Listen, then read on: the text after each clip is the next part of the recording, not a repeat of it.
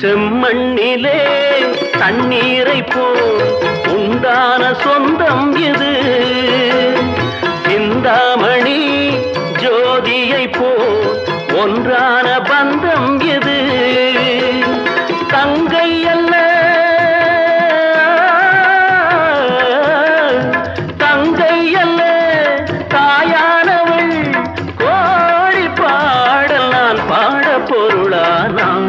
ஒரு தங்க ரதத்தில் பொன் மஞ்சள் நிலவு, ஒரு தங்க ரதத்தில் பொன் மஞ்சள் நிலவு.